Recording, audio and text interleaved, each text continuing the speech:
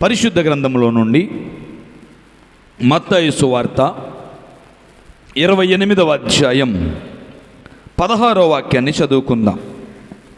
11 మంది శిష్యులు యేసు తమకు నిర్ణయించిన గలిలయలోని కొండకు వెళ్ళిరి. దేవునికి స్తోత్రం.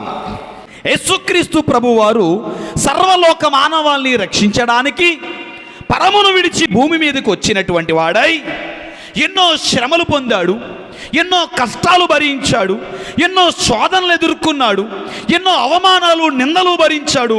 అన్నింటినీ సహించారు. అన్నీ సహించిన తర్వాత ఒక కాలం వచ్చింది. ఆ కాలం వచ్చిన తరువాత తన శరీరాన్ని నలగొట్టుకొని, తన రక్తాన్ని ధారపోసి, తన జీవితాన్ని త్యాగం చేసి కలువరి సిలువలో ఆయన మరణమైపోయి మనందరికీ రక్షణ ఇచ్చాడు. దేవునికి స్తోత్రం. అయితే ఆయన మరణించిన తరువాత 3వ దినాన మరలా తిరిగి లేచాడు. ఇంతవరకు మనందరికీ తెలిసిన వాక్యమే. అలా మరణించిన తరువాత శిష్యులందరూ కలిసి యేసు నిర్ణయించిన గలిలయ కొండకు వెళ్ళిరి. అది పాయింట్. ఇప్పుడు శిష్యులు ఎక్కడికి వెళ్తే ఏంటి సార్? అడిగే వాళ్ళు ఉన్నారా? ప్రశ్నించే వాళ్ళు ఉన్నారా? అడ్డుకునేవారు ఉన్నారా? ఇప్పుడు యేసుక్రీస్తు ప్రభు వారు ఉన్నప్పుడైతే ఏమయ్యా పేతురు ఎక్కడికి వెళ్తున్నావు అని అడగొచ్చు. కానీ ఇప్పుడు యేసు వారితో లేరుగా. వారిని ప్రశ్నించేవారు కానీ, అడ్డుకునేవారు కానీ, వద్దనేవారు కానీ, నిలదీసేవారు కానీ లేరు కదా. అలాంటప్పుడు వారు ఎక్కడికి వెళ్తే ఏంటి, ఎక్కడుంటే ఏంటి, వారిష్టం. ఎక్కడికైనా వెళ్ళొచ్చు, ఎక్కడైనా ఉండొచ్చు.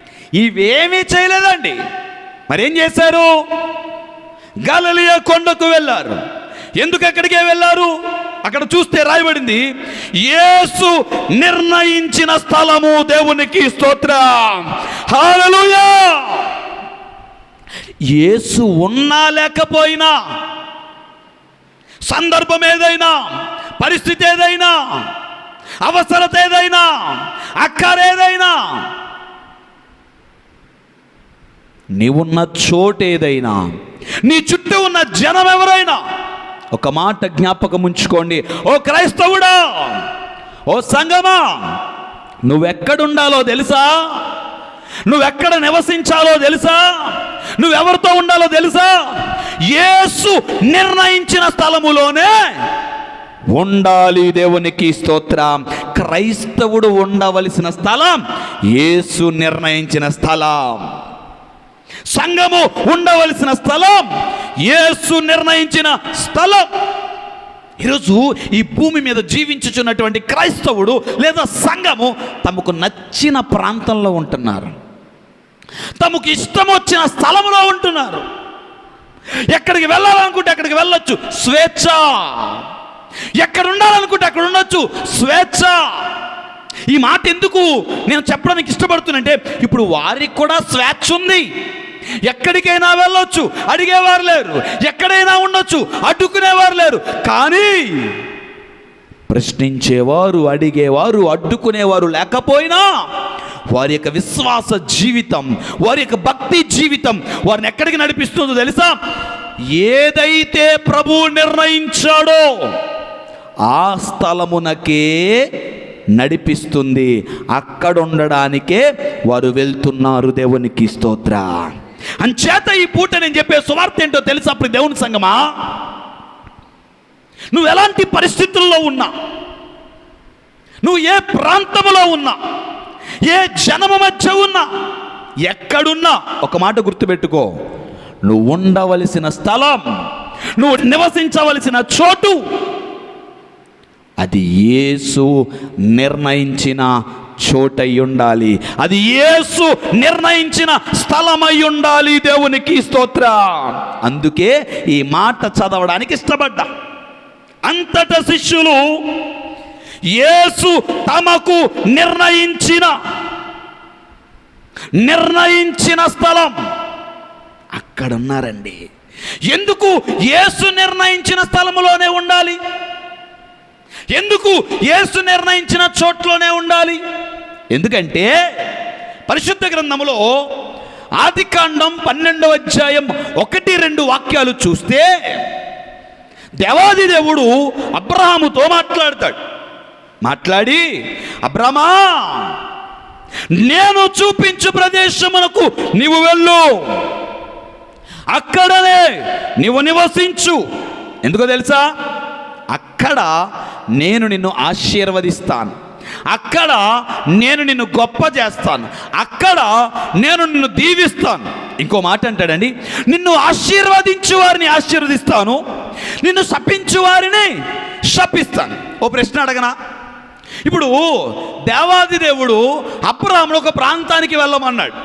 వెళ్తే అక్కడ ఆశీర్వదిస్తాను, దీవిస్తాను, గొప్ప చేస్తాను అన్నాడు.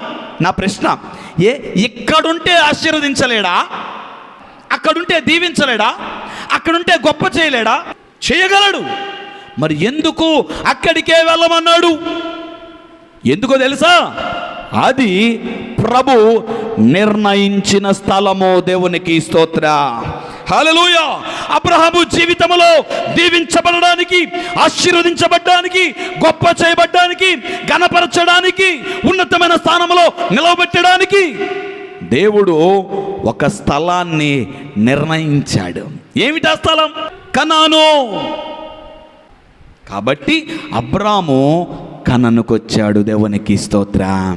ఈ పూట నేను చెప్పే సువార్త ఏంటో తెలుసా ప్రియ దేవుని సంగమా? కొన్నిసార్లు నీ జీవితంలో కూడా నువ్వు దీవించబడడానికి, నువ్వు ఆశీర్వదించబడ్డానికి, నువ్వు గొప్ప చేయబడ్డానికి ప్రభు నీకు ఒక స్థలాన్ని నిర్ణయిస్తాడు.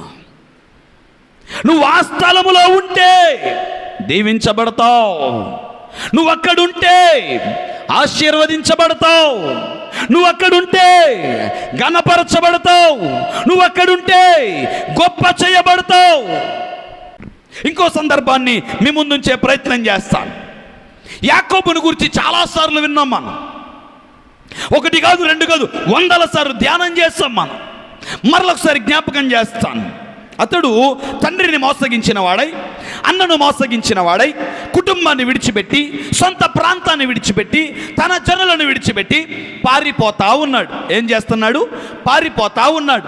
శత్రు భయముతో పారిపోతున్నాడు, మరణ భయముతో పారిపోతున్నాడు, పిరికివాడై పారిపోతున్నాడు, తప్పించుకోవడానికి పారిపోతున్నాడు, దాక్కోవడానికి పారిపోతున్నాడు. అలా పారిపోతున్న యాకోబుతో దేవుడు మాట్లాడంటాడు, నీవు బేతేలుకు వెళ్ళాలన్నాడు. దేవునికి స్తోత్రం. నువ్వు శత్రువు నుండి తప్పించబడాలంటే, నువ్వు మరణము నుండి తప్పించబడాలంటే, ఈ లోకము నుండి విడిపించబడాలంటే ఎక్కడుండాలి యాకోబు? బేతేల్లో ఉండాలి. ఇంకో ప్రశ్న అడగనా? బయర్షెబాలో ఉంటే తప్పించలేడా? బయర్షెబాలో ఉంటే విడిపించలేడా? మార్గమధ్యములో పరిగెడుతున్నప్పుడు తప్పించలేడా? అక్కడ విడిపించలేడా? శత్రువు మీద అక్కడ జయం ఇవ్వలేడా? మరణం మీద అక్కడ గెలుపొందలేడా? చేయగలడు. ఏ ప్రాంతంలోనైనా శత్రువు మీద జయం ఇవ్వగలడు, మరణం మీద జయం ఇవ్వగలడు, తప్పించగలడు, విడిపించగలడు. కానీ యాకోబు, నువ్వు బేతేలుకొస్తే అక్కడ తప్పించబడతావు, విడిపించబడతావు. దేవునికి స్తోత్రం. ఎందుకో తెలుసా? అది నిర్ణయించబడిన చోటు. దేవునికి స్తోత్రం. హల్లెలూయా. అదండి ఈ పూట నేను చెప్పేటువంటి సువార్త. ఈ లోకము నిన్ను తరుముచున్నదే, ఈ కష్టాలు నిన్ను తరుముచున్నవే, ఈ శ్రమలు నిన్ను తరుముచున్నవే, ఈ శోధనలు నిన్ను తరుముచున్నవే, కొన్నిసార్లు మరణము కబలిస్తున్నదే, మనుషులందరూ వ్యతిరేకమైపోతున్నారే, అవమానాలు, నిందలు, దోషణలు ఎన్నో రాత్రులు ఉపవాసం ఉన్నావు, ఎన్నో రాత్రులు ప్రార్థన చేసావు, ప్రభువా నన్ను విడిపించయ్యా, ప్రభువా నన్ను తప్పించయ్యా. తప్పిస్తాడు, విడిపిస్తాడు, జయమిస్తాడు, గెలిపిస్తాడు. అయితే నువ్వు ఉండాల్సింది ఎక్కడో తెలుసా?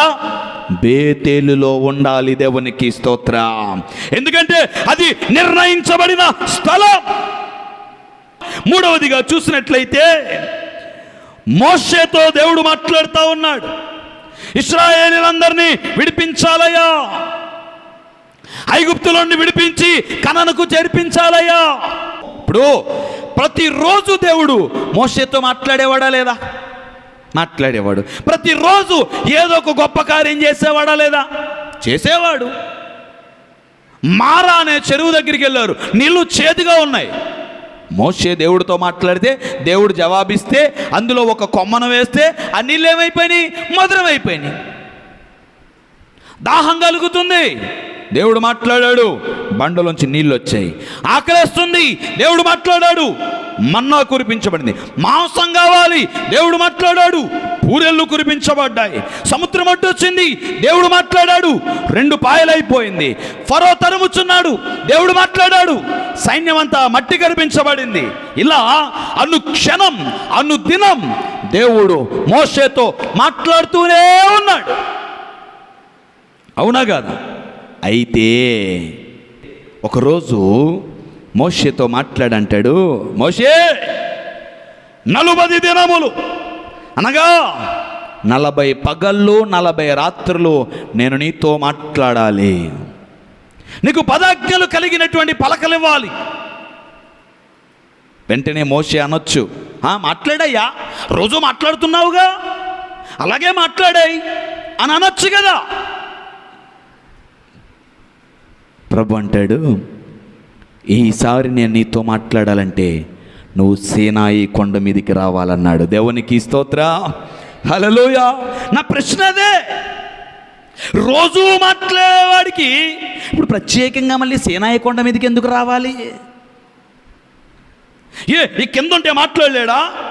కొన్నిసార్లు అండి, దేవుని స్వరం పొందాలంటే, దేవుని మాట వినాలంటే బిడా దేవుడు నిర్ణయించిన సీనాయి కొండ మీదికి రావాలి. నిర్ణయించబడిన స్థలములో దేవుని స్వరము వినబడుతుంది, దేవుని మాట వినబడుతుంది. కాబట్టి క్రైస్తవులు అనేటువంటి వారు, సంఘం అని పిలువబడినటువంటి వారు దేవుని స్వరం పొందాలంటే, ఆయన మాట వినబడాలంటే కొన్నిసార్లు ఆయన నిర్ణయించిన స్థలములో ఉండాలి. ఎక్కడ పడితే అక్కడుండి ప్రభువా నాతో మాట్లాడంటే కొన్నిసార్లు వినబడకపోవచ్చు, కానీ ఖచ్చితంగా నువ్వు పొందాలంటే, వినాలంటే ఆయన నిర్ణయించిన స్థలములో ఉండాలి. దేవునికి స్తోత్రం. అలాగే ఏలియా యొక్క జీవితాన్ని మనం గమనిస్తేనండి, ఆయన గొప్ప ప్రవక్త అని వాక్యం తెలియజేస్తూ ఉంది. 7 అద్భుతాలు చేసినటువంటి గొప్ప ప్రవక్త. అంతేకాదు, దేవుడు ఏలియాతో మాట్లాడుతూ ఎక్కడికి వెళ్ళమంటే అక్కడికి వెళ్ళాడు, ఎక్కడ ఉండమంటే అక్కడ ఉన్నాడు, ఏం చేయమంటే అది చేశాడు. ఇవన్నీ పక్కన పెడితే ఒక గొప్ప అద్భుతం మీ అందరికీ బాగా సుపరిచితమైనదే. రాజుగారు సైన్యమంతా ఒక పక్క, ఏలియా ఒక్కడే ఒక పక్క. ఆ సమయంలో ఏలియా ప్రార్థిస్తే ఆకాశము నుండి అగ్ని దిగింది, సిద్ధపరిచిన కట్టెలను కాల్చింది, దహన బలిని కాల్చింది. ఇన్ని గొప్ప ప్రత్యక్షతలు పొందుకున్నాడే. అలాంటి ఏలియాతో ఒకరోజు ప్రభు మాట్లాడుతూ ఉన్నాడు. ఏమన్నా తెలుసా? ఏలియా, దేవుని ప్రత్యక్షతలు పొందాలంటే నీవు ఎక్కడికి రావాలి? హోరేబు కొండ మీదికి రావాలి. దేవునికి స్తోత్రం. ఏవండి, రేగు చెట్టు కింద ఉన్నప్పుడు దేవుని ప్రత్యక్షత ఇవ్వలేడా? ఈ రొట్టె తినయ్యా, ఇంకా నువ్వు చేయాల్సిన ప్రయాణం చాలా ఉంది అని చెప్పాడే, శక్తికి మించిన ప్రయాణం చేయాలని చెప్పాడే, అప్పుడే ప్రత్యక్షత ఇవ్వచ్చుగా, మార్గ మధ్యలోనే ప్రత్యక్షత ఇవ్వచ్చుగా. ఎందుకు హోరేబు కొండ మీదికే రావాలి? ఎందుకు అక్కడే ప్రత్యక్షత ఇవ్వాలి? ఎందుకంటే అది ప్రభు నిర్ణయించిన స్థలం. కొన్నిసార్లు దేవుని ప్రత్యక్షత నువ్వు పొందాలంటే ఎక్కడ పడితే అక్కడ ఉంటే కాదయ్యా, హోరేబు కొండ మీదికి రావాలి. దేవునికి స్తోత్రం, హల్లెలూయా. మరలా చెబుతున్నాను, అబ్రాము, నువ్వు ఆశీర్వదించబడి, దీవించబడి, గణపరచబడి, గొప్ప చేయాలంటే నువ్వు కనను దేవుడు నిర్ణయించిన చోటు అక్కడుండాలి.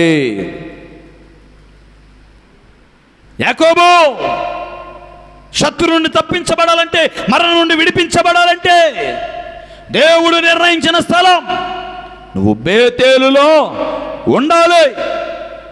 మోషే, నా స్వరం నీకు వినబడాలంటే, నా మాట నీకు తెలియజేయబడాలంటే నువ్వు సీనాయి పర్వతం మీదకి దేవుడు నిర్ణయించిన చోటుకు రావాలి. నా ప్రత్యక్షతలు పొందాలా? రా. హోరేబు కొండ మీదకి రా ఏలియా.